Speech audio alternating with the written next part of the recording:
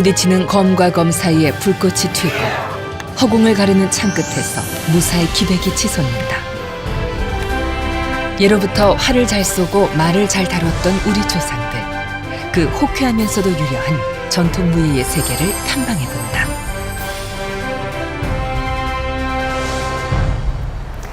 안녕하십니까, 김민지입니다. 우리는 조선을 문의 나라라고 하죠. 무인보다는 문인을 더 중시했던 경향이 있던 나라라고 생각합니다. 하지만 정말 그럴까요?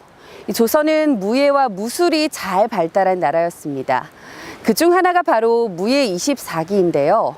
정조 때 완성한 무예 24기는 당시 한중일 무예를 종합한 최고의 무예였습니다. 일반인들에게는 조금 낯설고 생소한 전통 무예일 수도 있는데요. 우리는 이번 주와 다음 주 2주에 걸쳐서 우리나라 전통 무예에 대해서 알아보려고 합니다. 오늘은 먼저 무예 24기에 대해서 살펴볼 텐데요. 오늘 조금 역동적인 상황이 펼쳐질 것 같습니다. 함께 가시죠. 인류의 역사는 전쟁의 역사였다. 우리 조상들 역시 수많은 전쟁을 겪었다. 이때 전쟁의 승패는 잘 훈련된 무인과 그들의 전투 기술에 달려 있었다.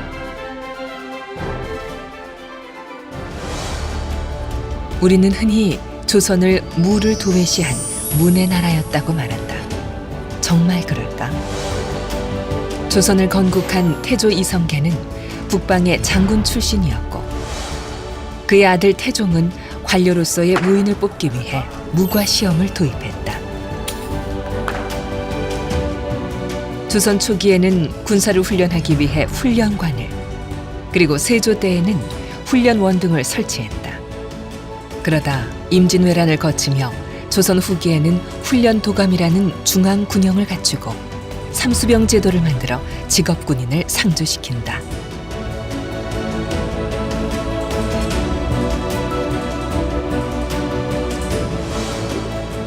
이후 정조는 조선 최고의 정예 부대인 장용령을 창설했다. 그리고 한중일 삼국의 무예를 종합하여 강도 높은 군사 훈련을 시켰다. 무예 24기는 그렇게 시작됐다. 네, 오늘도 역시 저희와 함께 하시면서 이 무예 24기에 대해서 설명해 주실 전문가 한 분을 모셨습니다. 국내에서는 유일하게 무예사로 박사학위를 받으신 분이죠. 한국전통무예연구소의 최영국 소장님이십니다. 소장님 안녕하세요. 안녕하세요.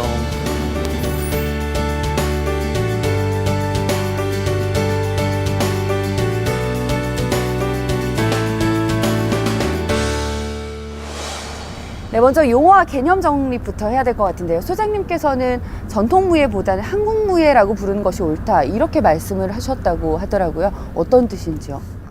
일단은 전통에 대한 모호성입니다. 근데 창작된 것도 전통무예라는 형식으로 말이 왜곡이 되거나 오히려 그 전에 있었던 존재들, 무예들조차도 고대의 고구려의 무예나 백제의 무예 이렇게 계속 전통으로 둔갑수를 하는 경우가 많아서 오히려 그것보다는 현대에는 한국무예, 우리의 토착 환경에 맞게 새로 성립된 무예, 한국무예라는 것들이 더 올바른 표현이다라고 얘기를 하는 거죠. 네. 그렇다면 이 최영국 소장님과 함께 이 한국 무예에 대해서 알아보러 가보겠습니다. 함께 가시죠. 무예 24기의 탄생은 정조의 비극적인 가족사로부터 시작한다.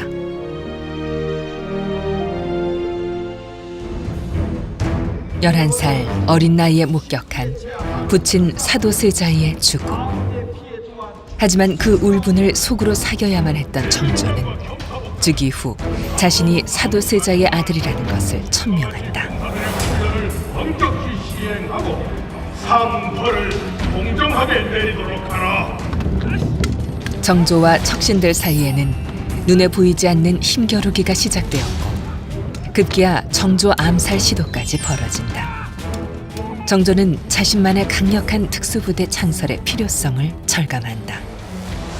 그렇다면 이 정조가 장용령을 만들고 이 장용령이 24기를 훈련하게 된 배경, 그리고 또 그것이 해체된 배경에 대해서도 간단히 설명 부탁드리겠습니다. 일단은 정조대에 가장 큰 문제로 등장했었던 게 조선 후기 같은 경우는 오군영이라고 해서 새로운 군영이 만들어집니다. 그런데 그 오군영이 이 가병적 성격, 다시 말해서 이 집권층인 노론 세력에 의해서 좌지우지 되는 상황이었습니다. 그래서 정조가 직접 군사를 부리려고 했을 때도 상당한 한계점이 노출이 돼 있었습니다. 그것 때문에 정조의 수기군사인 장룡위부터 장룡청, 그다음에 장룡영으로 발전하는 하나의 단독 군영을 발전시킨 거죠. 그리고 서울에는 장룡영 내영을 두고 이곳 수원 화성에는 장룡외영을 둬서 군사력을 도성과 화성을 중심으로 새로운 형태로 이 도성을 방위하는 시스템을 구축하게 된 거죠. 정조가 아버지 사도세자의 능을 참배하기 위해 행차할 때마다 친위 군대인 장용영이 늘 옆에 함께했다.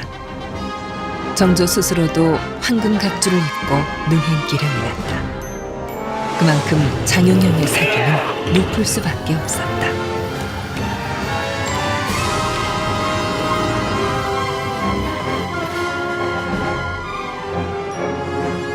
수원 화성에 자리 잡은 장용영 군사들은 연무대와 동북 공심돈 등에서 군사 훈련을 수행했다. 군사들의 훈련은 야간에 이루어지기도 했다. 정조의 군대라고 여겨지는 이 장용영과의 연관성도 말씀해 주실 수 있을까요? 네. 바로 지금 이곳에 계시는 공간이 수원 화성이고 네. 지금 그중에서 가장 핵심적인 공간인 화성 행궁입니다. 정조가 자신의 친위 부대처럼 이 조선을 개혁하기 위해서 군사력을 강화시켜내기 위해서 만든 새로운 군사 조직이 장용영이라는 특수한 군사 조직입니다. 바로 이 장용영의 군사 부대에서 군사들이 가장 핵심적으로 익혔었던 무예가 바로 무예 24기입니다. 무예 24기는 어느 날 갑자기 생겨난 것이 아니었다. 임진왜란을 겪으며 훈국랑 한교에 의해 완성된 6기에 영조 35년에 12기를 더하여 지상무예 18기가 완성되었다. 여기에 정조대의 마상무예 6가지가 추가되어 모두 24기가 된 것이다.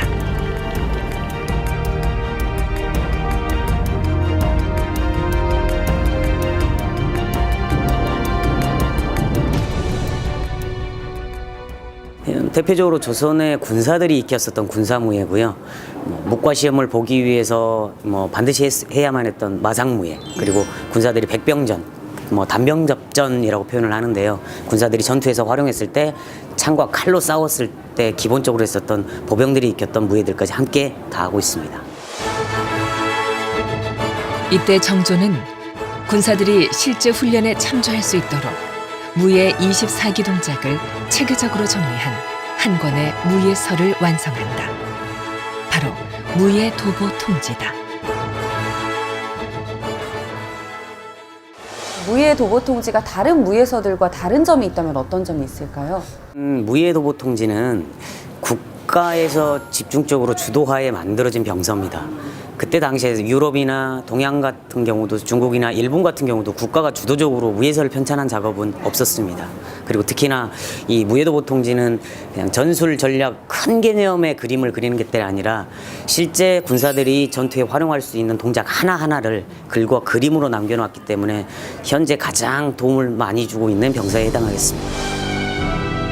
이때 장용영의 초간이었던 무사 백동수가 직접 동작을 보이면 두화서 화공이 이를 그림으로 옮겼다. 그리고 당대 실학자였던 박제가와 이덕무가 설명문을 집필했다.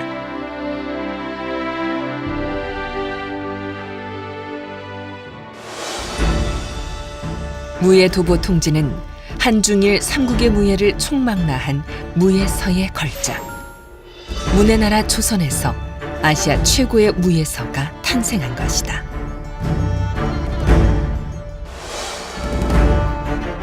정조는 한문을 모르는 병사들을 위해 언해본까지 만들어 보급했다. 병사들은 이를 옆구리에 끼고 수련했다고 한다.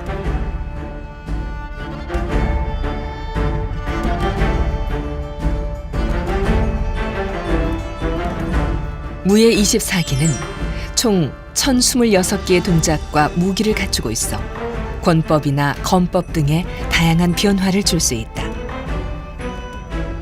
그렇다면 무예 24기는 어떤 동작들로 이루어져 있을까? 그렇다면 이 무예 24기의 대표적인 동작들은 어떤 것들이 있는지 궁금한데요. 무예 24기는 18가지의 보병들이 익혔었던 무예, 그리고 말을 타고 익히는 기병들이 익혔었던 마상무예 6가지로 구성되어 있습니다. 그중에서 보병무예 같은 경우는 창을 쓰는 무예, 그 다음에 칼을 쓰는 무예, 그 다음에 맨손으로 익히는 권법까지 포함하고 있죠. 대표적으로 우리나라를 대표하는 권법이라고 해서 본국권법이라는 칼을 쓰는 무예가 있고요. 그 다음에 중국에서는 조선세법이라고 불렸을 정도로 굉장히 정교하면서도 뛰어난 권법인 예도라는 무예가 있습니다. 그리고 맨손으로 익혔던 권법들이 이 맨손무예의 바탕을 하고 있고요. 그 다음에 장창이나 기창, 당파, 낭선과 같은 다양한 창류의 무예들이 담겨져 있죠. 이제 무예 24기의 주요 동작들을 살펴보자. 장창, 즉 긴 창을 이용한 동작은 상대방을 빠르게 제압하는 데 탁월한 효과를 발휘한다. 임진왜란 때 왜군이 지키고 있는 평양성을 공격할 때 주로 장창을 사용했다.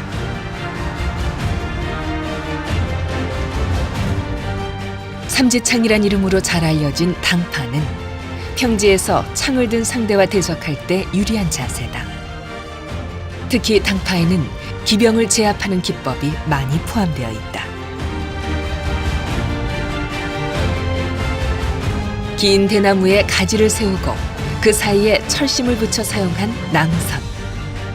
얼핏 보면 대나무로 무슨 힘을 발휘할 수 있을까 싶다. 하지만 낭선은 적의 접근을 막는 데 효과적으로 사용한 무기.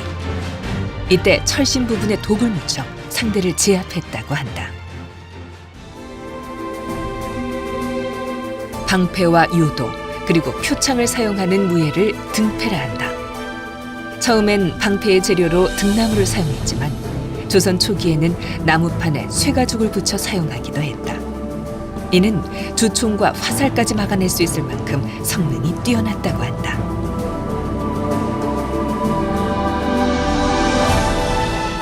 쌍검은 2개의 검을 들고 구사하는 검법으로 공격과 방어가 동시에 이루어지기 때문에 좁은 공간에서 그 위력을 발휘한다. 2개의 검이 조화를 이뤄 움직이는 이 매력적인 검법은 조선시대에는 기생들의 검무로 변용되기도 했다.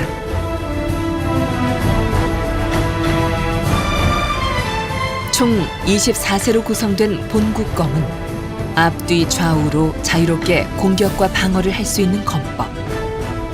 신라화랑 황창이 창안했으며 조선시대 금군도 이를 수련했다.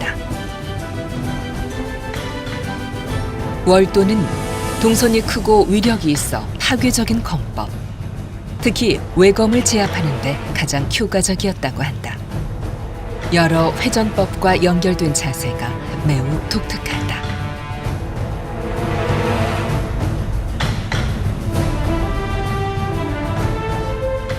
교전은 무예 24기 중 가장 늦게 완성된 검법이다. 상대방의 검을 제압하고 연속적으로 공격과 방어를 할 수 있다.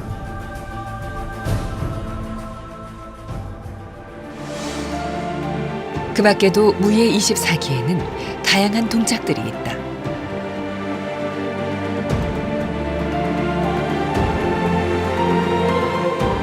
당시 군사들은 검을 배우기 전에 맨손 권법부터 익혔다. 무기술의 기초로 배운 곤방은 음양술을 익히는 기본적인 무기술. 마치 쇠돌이끼처럼 생긴 편고는 연속 공격이 쉽고 강한 타격력을 갖고 있다. 한편 정조대에 추가된 마상무예는 동서양을 막론하고 최고의 전통무예로 인식되었다. 정조시대 같은 경우는 대청 전략, 다시 말해서 청나라를 방어하는 형태의 전술이 편제가 짜져 있었고요. 그 다음에 내란 중심들, 다시 말해서 국가 안에서 방위체제 안에서 이 내란이 발생했을 때 가장 효과적으로 진압했었던 부대가 기병이었기 때문에 기병력 강화에 의미를 두고 무예도부 통지에 마상무예 6가지를 추가시킨 거죠. 우리나라에서 마상무예의 기원을 거슬러 올라가면 고구려 시대에 닿는다. 고구려 고분벽화에 기사, 즉 말을 타고 활을 쏘는 그림이 등장하는 데서도 알 수 있다.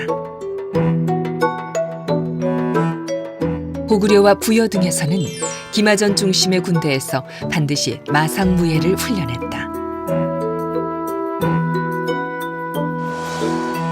또한 동국통감 고려기에 따르면 고려시대에는 마별초라는 특수 기병부대가 있었다. 우리나라 같은 경우는 대표적으로 대륙과 반도가 교차되어 있는 공간입니다. 그래서 고구려 때부터, 이전 때, 고조선 때부터 기병이라는 병종을 활용을 했었고요. 특히나 고구려의 철갑기병, 그 다음에 고구려의 신기군이라고 있었던 특수기병대, 그 다음에 조선의 다양한 기병대들이 존재를 했었죠. 조선의 기병대는 전시에 선봉에 서서 적을 제압했다. 임진왜란 당시 신립장군은 수천 명의 기병을 주둔시켜 일본군을 물리치려고 했다. 하지만 일본 군대의 조총포 사격 앞에 조선군은 맥없이 전멸하고 말았다.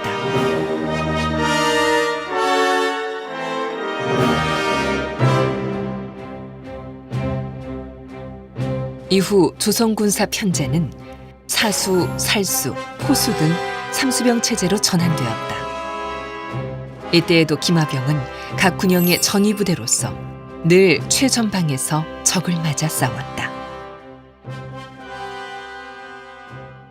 이 조선 전기의 방위 체제를 보면 오위 체제입니다. 오위 체제의 핵심은 기병이 중심이었고요. 주적이었던 여진족에 대비하기 위해서 기병을 아주 강력하게 운용했었던 국가가 조선입니다. 역시 조선 후기 같은 경우도 청나라의 주력군이 철기병이었기 때문에 그걸 방어하는 형태로 기병을 아주 강화시켜낸 대표적인 국가가 조선이었죠. 조선시대에는 기병대를 운영하기 위해 국영 말목장도 운영했다. 주로 해안가나 섬 지역에 국영 말목장을 짓고 말을 키워 관리했다. 그리고 1년에 한 번 중앙에서 관리가 파견되어 이를 관리 감독하기도 했다. 국영 목장은 조선 전기 같은 경우는 제주도를 중심으로 국영 목장이 만들어져서 운영이 됐었고요. 그다음에 조선 후기, 중기 후기 같은 경우는 서남해안 쪽의 도서, 그러니까 섬 지역에 주로 말을 많이 키웠습니다. 그리고 내륙 같은 경우에서도 좀 호환이 없는, 호랑이한테 물려갈 문제가 없는 공간에 주로 해안가입니다. 이쪽에 목장을 많이 건설해서 이 군마나 전투마 활용에 도움을 썼죠. 그렇다면 마상무의 육기 동작은 어떻게 구성되어 있을까?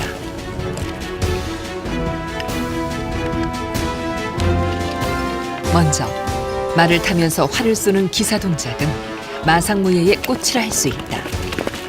우리 민족은 오래전부터 능수능란하게 활을 쏘았고 그 실력은 달리는 말이라고 해서 다르지 않았다. 마상환도는 짧은 칼을 이용해 적의 등 뒤를 공격하는 방법. 굽으로 달리다가 적이 나타나면 이 방법으로 공격했다. 마상월도는 크고 무거워 자세를 활짝 펼치면 그 모습이 무척 웅장해 보인다. 마상기창은 조선시대 무과시험의 주요 과목으로 조선 건국 초기 북방 오랑캐를 방어하고 공격하기 위해 연마했다.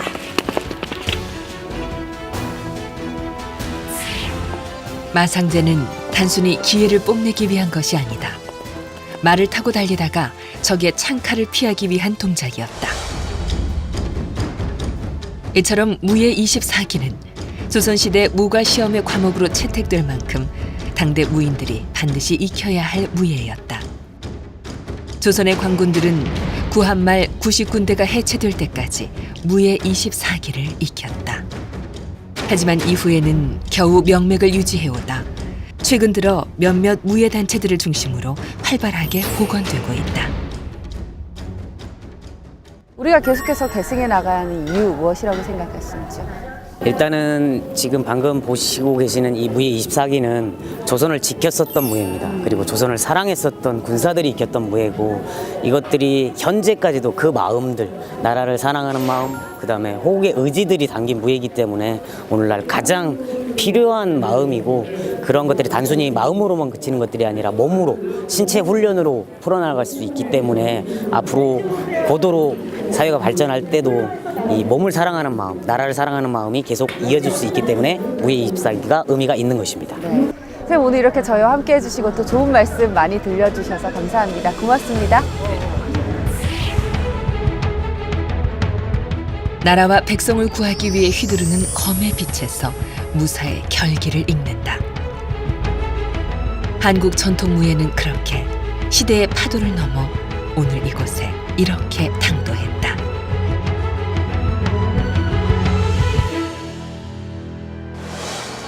우리는 예로부터 수많은 침략과 전쟁을 겪어왔습니다. 그럴 때마다 목숨을 바쳐 이 나라와 백성을 구했던 건 바로 무인들이었는데요. 그러나 우리는 역사 속에서 무인보다는 문인의 가치를 더 높게 평가하는 경향이 있었습니다. 이제는 저평가됐던 무인과 무예의 가치를 재평가해야 할 시간이 아닌가 싶습니다. 현장 탐방 길이의 우리 역사, 다음 시간에는 더욱더 의미 있는 역사 현장에서 만나 뵙겠습니다. 감사합니다.